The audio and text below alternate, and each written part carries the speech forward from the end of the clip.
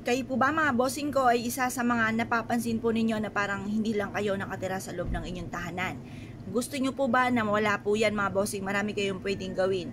Pwede po kayong magpausok or kaya po maglagay po kayo ng mga halaman na tunay sa loob ng inyong tahanan kasi yung tunay na halaman humihigop din po yan ng mga negatibong enerhiya.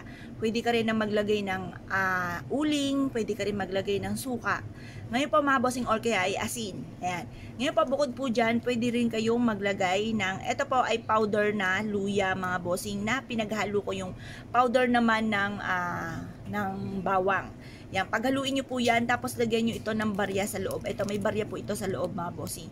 Ito, ginamit ko na po ito, kumbaga subok na po siya na nag-aalis po siya ng mga bad spirit mga bossing. Pero, sabi na nga po nila, lahat ng mga tahanan ay may mga nakatira. Kaya lang syempre, itataboy natin yung mga bad spirit. May mga good at bad. Yung bad,